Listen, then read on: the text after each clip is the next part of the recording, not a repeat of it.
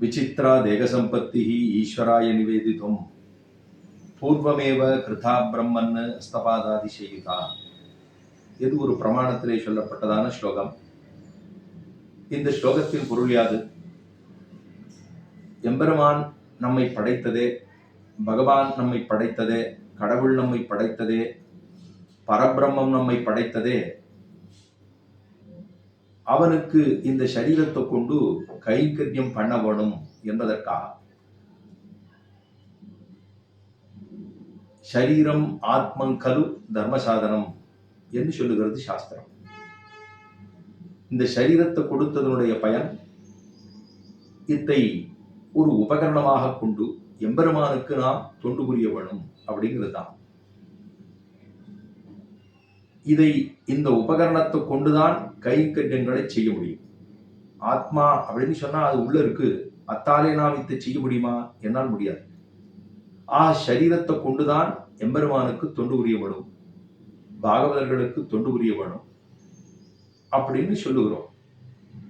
கர்ணகலேவரங்களை கொடுத்து சரீரத்தை கொடுத்ததே நாம் ஒரு தாய் தகப்பனாருக்கு பிள்ளையாக பிறந்து ஒரு சரீரத்தை எடுத்துக்கொண்டு பிறந்து அதுக்கப்புறம் கொஞ்சம் கொஞ்சமா பரிணாமம் அப்படின்னு சொல்லப்படுகிற இதுல மாறுதல் ஏற்படுகிறது. அஸ்தி ஜாயதே பரிணமதே விவர்த்ததே விபக்ஷீயதே வினஷதின்னு சொல்லப்படுகிற 6 மாற்றங்கள் உண்டு.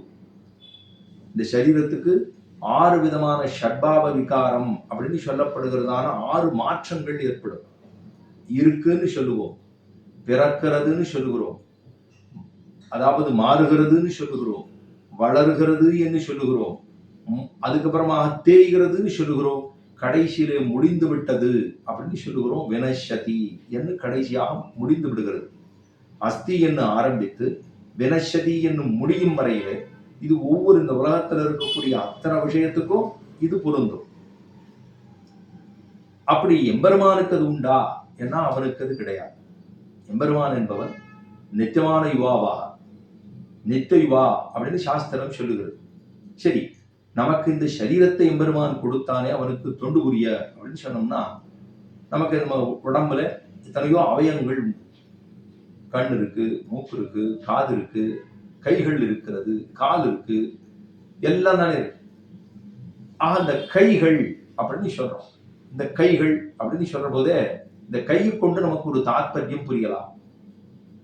இதை சொல்ற போது பூர்வாச்சாரர்கள் இது உண்ணக்கண்ட விரல்கள் அன்னு பகவானை சொல்லக்கண்ட கைகள், அதாவது பகவானை எண்ணக்கண்ட கைகள், அவனை தொழக்கண்ட கைகள், அவனுக்கு கைங்கரியம் பண்ண கண்ட கைகள் அப்படின்னு சொல்றான்.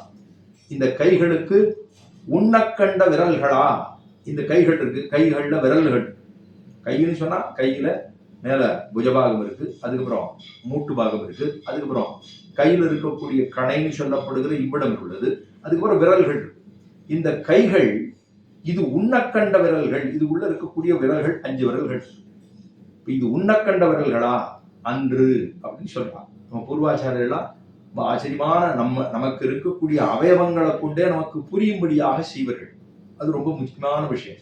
இந்த கை இருக்கு, இந்த கையை வச்சு நீ என்ன பண்ணணும் அப்படின்னா, தொழாக்கை கையல்ல கண்டாமேன்னா திருமங்கையாழ்வார். இந்த கைகளை கொண்டு எம்பெருமானை தொழாத கைகள் இது தொழுகிறதா அப்படின்னா அது கூட நம்ம பண்ணல, தொழுவித்துக் கொள்ளுகிற அப்படின்னு சொல்றா. இந்த கைகளை கொண்டு எம்பெருமான நாம் பிரணாமம் பண்ண வேண்டும், அவனை சேவிக்க வேண்டும், அவனை தொழ வேண்டும், அவனுக்கு தொண்டு புரிய வேண்டும், பாகவதர்களுக்கு தொண்டு புரிய வேண்டும் அப்படின்னு எல்லாம் உள்ளதோல்வி. இந்த கைகள், இந்த விரல்களை உண்ணக்கண்ட விரல்கள் அன்று. இது என்னவா அப்படின்னா கைங்கரியம் செய்யவே இருக்கக்கூடிய விரல்கள், கைகள் அப்படின்னு சொல்றா. நம்ம என்ன நினைச்சுடுவோம், இந்த கை இருந்ததுன்னா நன்னா பிரசாதத்தை போட்டு நன்னா பிசிஞ்சு அதுக்கு குத்த வேண்டியதெல்லாம் குத்தி நன்னா விழுங்கி விழுங்கி ஆற விழுங்கி அப்படின்னு சொல்லப்படும்படியா நமக்கு நல்லா கை கொடுத்துருக்காரு பெருமாள், நிறைய சாப்பிடலாம், நல்லா பிசிஞ்சு பேசி நல்லா உருட்டி உருட்டி கவலமா உள்ள போடலாம் அப்படின்னு சொல்லி நாம் நினைத்து கொண்டு இருந்தோமே. ஆனால் அதை என்னன்னு சொல்லுவா, எல்லாரும் சாப்பிடத்தான் வேணும், எல்லாரும் கை உண்டுதான் சாப்பிட்டாகணும், அப்ப கீழே அமர்ந்து உண்டுதான் சாப்பிட்டாகணும், பண்ணத்தான் வேணும். ஆனா இதுவே நமக்கு பொதுபோக்கா, சாப்பிட்றதே தான் நமக்கு முக்கியமா அப்படின்னு நினைத்து கொள்ளக்கூடாது இல்லையோ. அதுக்காக ஒரு தாத்பரியம் சொல்றா, இது உண்ணக்கண்ட விரல்கள் அன்று. இது என்னவா? பகவானுக்கு தொண்டு புரிவதற்கென்னே கொடுக்கப்பட்ட விரல்கள். அது அவனுக்கு தொழும்படியாக இருக்கக்கூடிய விரல்கள், அவனை தொழும்படியாக இருக்கக்கூடிய விரல்கள். அதைத்தான் சொல்றா. இந்த 5 விரல்கள் இருக்கு. இந்த 5 விரல்ல இந்த பக்கம் சின்ன விரல், இந்த பக்கம் கட்டை விரல், அதுக்கப்புறம் நடுவுல 3 விரல் இருக்கு. இந்த சின்ன விரல அச்சேதனம் அப்படின்னு சொல்லலாம்.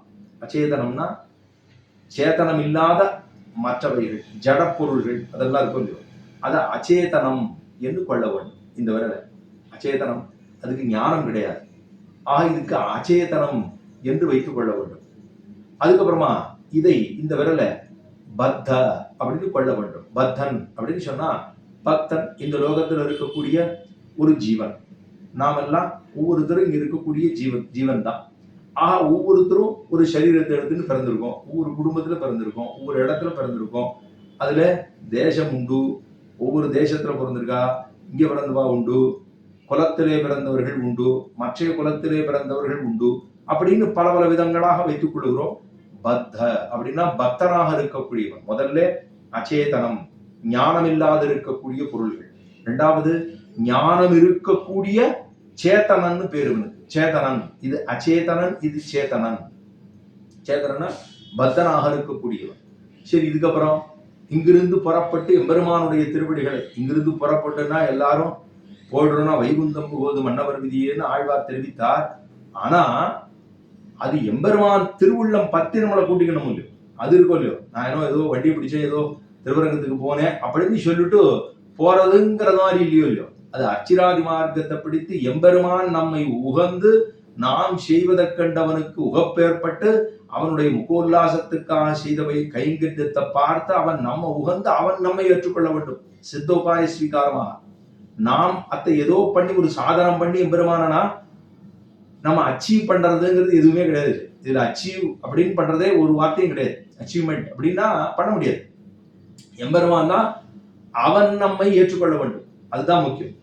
ஆக முதல்ல அச்சேதனம், இரண்டாவது சேதனம் என்று சொல்லப்படுகிற பத்தன், மூன்றாவது இங்கிருந்து புறப்பட்டு எம்பெருமானை அடைந்ததாக இருக்கக்கூடிய முக்தன், முக்தாத்மா.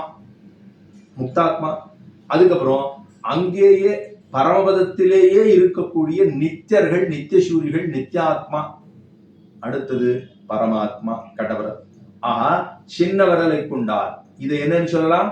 இது இதற்கு பேரு அச்சேதனம், ஜடம், ஜட பொருள்கள். இதுக்கு ஞானம் இருக்கக்கூடிய சேதனம், பத்தாத்மா.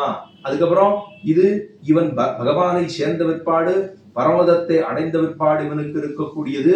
இவனைத்தான் முக்தாத்மா, முக்தி அடைந்து விட்டான், முக்தாத்மா அப்படின்னு சொல்றோம். அதுக்கப்புறம் அங்கேயே அவர்களுக்கு ஒரு நாளும் இங்க இருக்கக்கூடிய பக்தனுக்கு கர்மம் உண்டு.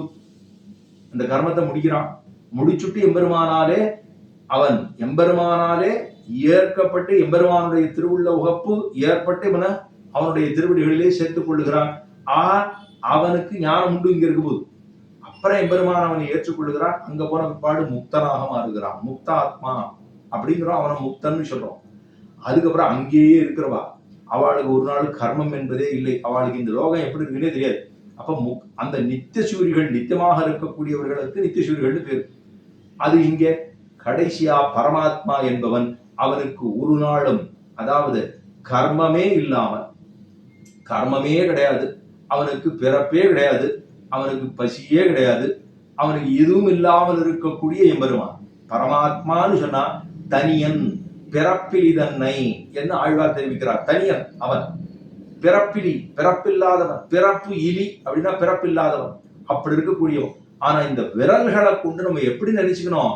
இது உண்ணக்கண்ட விரல்கள் அன்றுன்னு தெரிந்து கொள்ள வேண்டும். எதுக்காக அப்படின்னா நாம் எண்ணக்கண்ட விரல்கள், நாம் நம்மை நினைச்சுக்கணும் இல்லையோ. இதுதான் அச்சேதன பொருள், இதுதான் சேதனமாக இருக்கக்கூடிய நாம். இவனே முக்தனாக மாறுகா, அங்கே இருக்கக்கூடியவன் நித்தியசூரியாக இருக்கிறான். பரமாத்மா என்பவன், பரமாத்மா அப்படின்னு சொன்னவன் தனியாக உள்ளான். இந்த கட்டவரல் மட்டும் இல்லைன்னு வச்சுக்கோங்களேன், இதால காரியமே பண்ண முடியாது.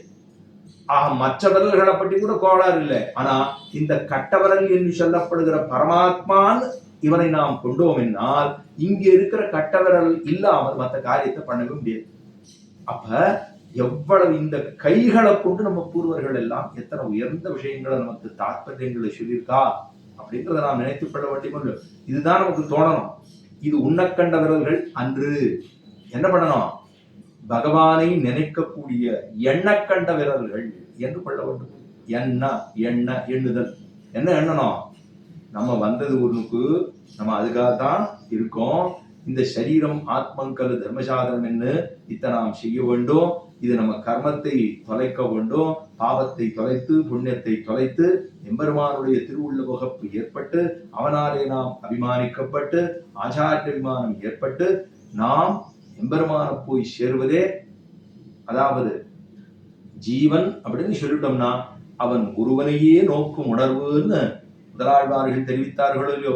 நதின்னு சொன்னா அது கடலைத்தான் தேட வேண்டும். புஷ்பம் என்று சொன்னால் அது சூரியனுடைய கிரணங்களைத்தான் எதிர்பார்த்திருக்க வேண்டும். அதுபோல ஒருவனையே நோக்கும் உணர்வு என்னால் இங்கு இருக்கக்கூடியதான ஜீவாத்மா இவன் எம்பெருமானை போய் சேருவதே வழக்காக இருக்க வேணும் அப்படிங்கிறத நமக்கு இந்த கைகளை பார்க்கிற போதெல்லாம் ஞாபகம் வருமோ. அதனால இது சாப்பிட்றதுக்காக கொடுத்த கைகளா என்னால் அல்ல, பகவானை எண்ண கண்ட விரல்கள் என்று கொள்ள வேண்டும். ஸ்ரீமதே ராமானுஜாய நமஹ. ஸ்ரீமத் நரவரமகியே நமஹ.